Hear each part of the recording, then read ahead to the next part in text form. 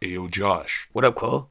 I wanted to let you know who's about to be on this album. Oh, for real? I'm definitely trying to know. Can I make a video about it and let people know who's on it? Only if they like this video, subscribe to the channel, and hit the notification bell. You heard the man. Hey guys, what's going on? It's Josh here from One Track Mind, and just a couple hours ago, J. Cole announced his new album, The Off Season, was going to be dropping on May the 14th. So you already know what that means. I had to rush to make this video to get a couple clout points because your boy was somewhat early to this video idea. So if you couldn't already tell from that skit earlier, we're going to be doing a breakdown of every single artist I think could potentially be on J. Cole's new album. Oh yeah, we're going to be doing samples too. We did make a TikTok about this a couple hours ago, but I know the TikTok algorithm can be a little weird and not show you my content even if you already do follow me, so be sure to follow us on Instagram as well. We're posting all the TikTok content on there too, in case you want to stay up to date with what we have going on. But in any case, all of those TikTok videos that we have are 1-minute clips, so it could be a little bit annoying to go from clip to clip to clip to clip. So I decided to bless you guys up, you already know, and make it one big video. So if you're not subscribed already, be sure to hit the sub button with the notification bell, like this video, and drop a comment whenever I get something blatantly wrong, because I tend to do that pretty often. And without further ado, let's get into the video. Now, the first person I think could potentially be a feature on this album is Morray. For those of you who don't know who Morray is, he's an upcoming artist who blew up back in October of 2020 with his song Quicksand. Now, there are a couple of reasons I think Morray could end up being on this album. The first of those reasons is that Morray, like J. Cole, is from Fayetteville, North Carolina. Now, in the past, we've seen it where a large artist helps out a small artist from his city because they got that city love. A good example of this can be seen with Lil Uzi and Pop Hunna. You know, they both come from Philadelphia, I'm pretty sure. But yeah, anyways, without Lil Uzi, Pop Hunna would never be an actual rapper. He'd just be like a TikTok rapper type of thing. And now he's kind of like shunned from the industry because they found out he snitched when he was a 14-year-old. Like me at 14, I definitely wouldn't have snitched, you know? Growing up in the suburbs, no chance I was snitching. That's on gang, that's on slime.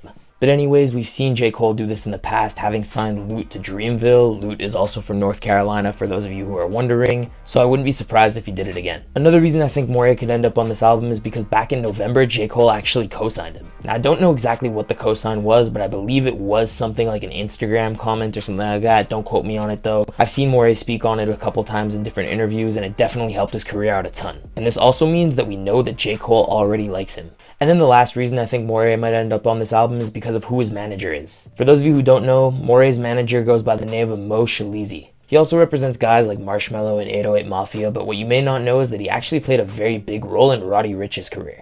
At the beginning of Roddy Ricch's career, he was getting a lot of cosigns and big industry looks. Now, this was probably because Mo Shalizi is a good manager, but Roddy Ricch ended up getting on the song Racks in the Middle with Nipsey Hussle and Meek Mill. And let's just focus on Nipsey Hussle for a second. Nipsey Hussle is also a Los Angeles native. Roddy Ricch is a Los Angeles native. Roddy Ricch is a little bit melodic. Nipsey Hussle is super lyrical. Nipsey Hussle's been around for a really long time. Roddy was a newcomer onto the game.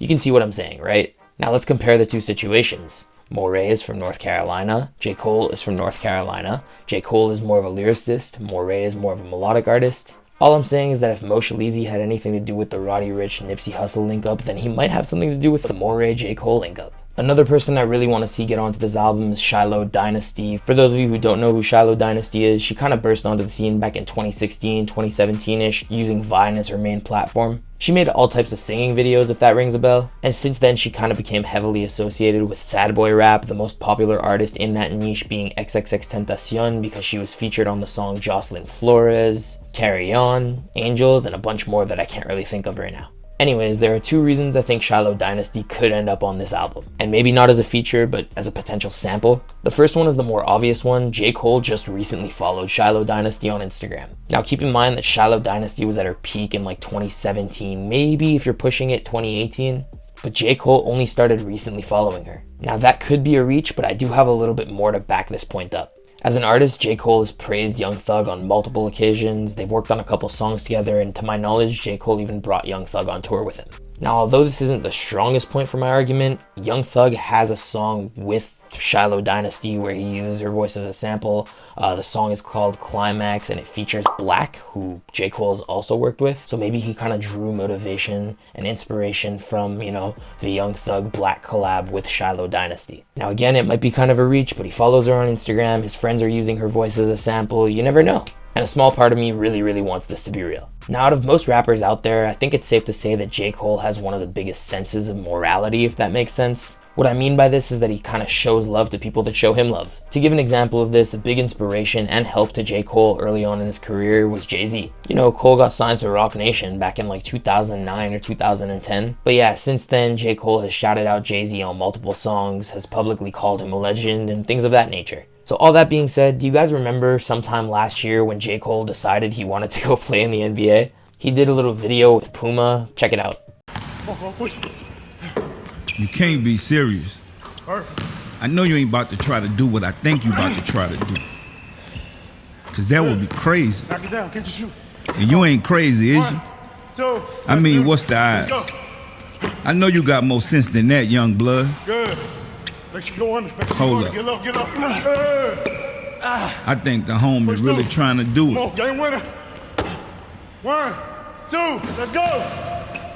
And if you look at the caption, you can see that he actually tagged Master P, and this is because Master P is the only artist to have ever successfully gone from rapping to the NBA. And not the other way around, don't get it twisted, Dame Dollar is super fire. And I'm pretty sure Master P was kind of training J. Cole to like get him to the position to be able to go to the NBA. I don't know if that's still a thing or not, but if it is, I mean, that'd be dope. It would be dope to see J. Cole dunking on like Kawhi or something crazy like that. Nah, I'm playing. J. Cole's never dunking on Kawhi. But yeah, I definitely heard that Master P was training J. Cole in one way or another.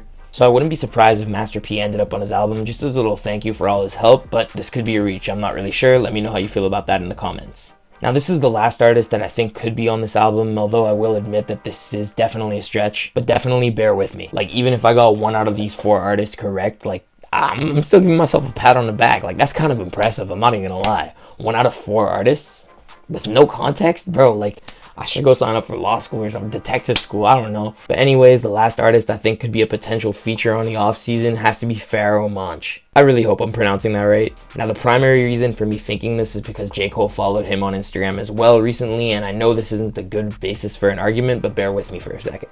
It isn't a huge lead, but to give some context, Pharaoh Manche is like an OG from the game. He's literally been rapping since like 1989 or something crazy like that. And J. Cole is kind of known to collaborate with some older artists. He did that record recently with Gangstar that went stupidly hard.